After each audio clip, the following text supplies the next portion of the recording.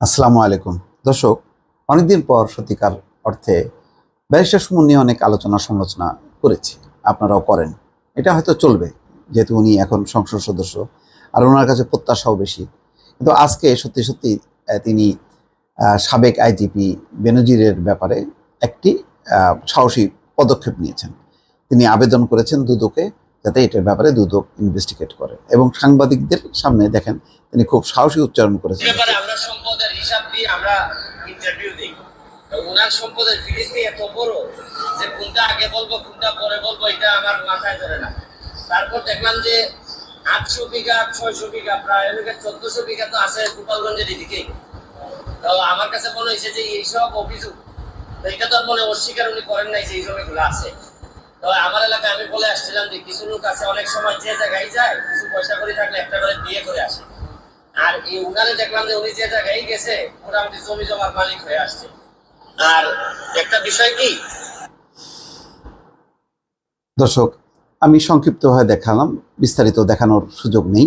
তার বক্তব্যের উপর ভিত্তি করে কয়েকটি গণমাধ্যম রিপোর্টও করেছে। ইত্তেফাকের একটি রিপোর্টের শিরোনাম হচ্ছে, কিছুদিন সময় পেলে বেনজির সাহেব গোপালগঞ্জ কিনে নিতেন।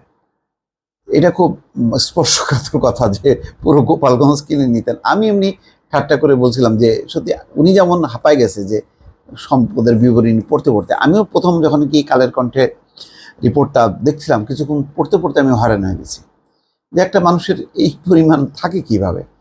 আর আমি একটা ফান করে একটা স্ট্যাটাস দিয়েছিলাম যে যত বিঘার পর বিঘা যেভাবে সম্পত্তি বিভিন্ন জায়গায়, যে সবগুলো যদি জোড়া লাগানো যেত তাহলে কি একটা উপজেলা নাকি একটা জেলা হতো নতুন। এটা আমি প্রশ্ন রেখেছিলাম, দেখলাম অনেকেই এটার উপরে রিয়াক্ট করেছে। যাই হোক, এখন ব্যারিস্টার সাইদুল হক সুমন, তিনি এমপি, আবার একই সঙ্গে খুবই একজন জনপ্রিয় ইউটিউবার এবং কন্টেন্ট ক্রিয়েটর। তো তার বক্তব্যের তার যথেষ্ট মূল্য আছে। মনে করেন যে আমি কথা বললে যত না রেসপন্স হবে, উনি কথা বললে অনেক বেশি রেসপন্স হবে। তো তিনি আবেদন করেছেন এবং আবেদনে তিনি জানিয়েছেন ব্যারিস্টার সুমন যে সবাইকে আল্লাহ বাঁচাইছে। বেনজির সাহেব বেশি দিন সময় পাননি, আর কিছুদিন সময় পেলে গোপালগঞ্জ কিনে নিতেন। পুলিশে যারা অসৎ হবেন বেনজির সাহেবকে আদর্শ ধরে নেবেন। রোববার দুপুরে সেগুনবাগিচায় দুদক কার্যালয়ে এই আবেদন জমা দেন। দুদকের বরাবর তিনি বলছেন যে 34 বছর পর 2022 সালের 30 অক্টোবর বেনজির আহমেদ অবসরে যান। অবসরের পর বেনজির আহমেদ চাকরিকালীন স্ত্রী ও মেয়ের নামে অনেক সম্পদ গড়েছেন, যা তার জ্ঞাত আয়ের তুলনায় উল্লেখযোগ্যভাবে অসামঞ্জস্যপূর্ণ।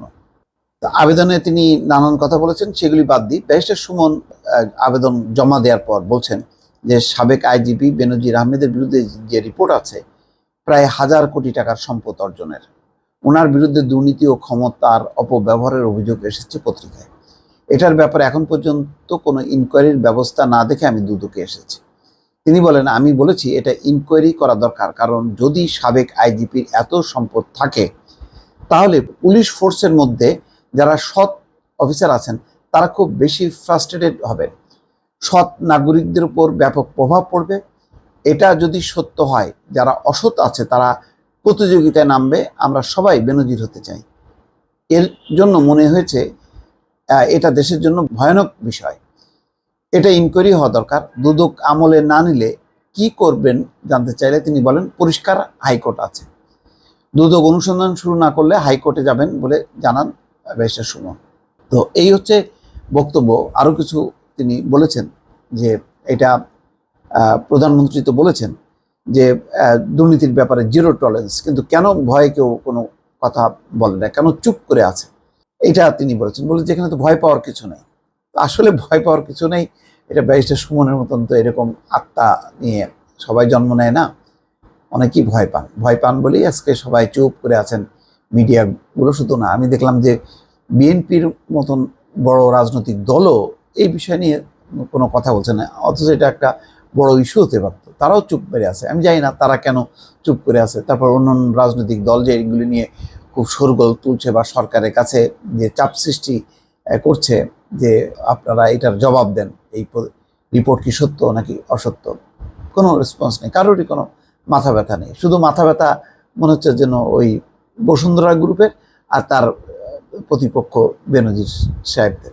এটা মানে দুই জনের লড়াই, আমরা চুপচাপ থাকি, আমরা এর মধ্যে নাই, এরকম একটা ভাব। তো যাক, ব্যারিস্টার সুমন এসে সেই আইসটা ভাঙলেন, ভালো, এটা দেখা যাক আমরা কোনো উত্তর পাই কিনা। ভালো থাকবেন, আল্লাহ হাফেজ।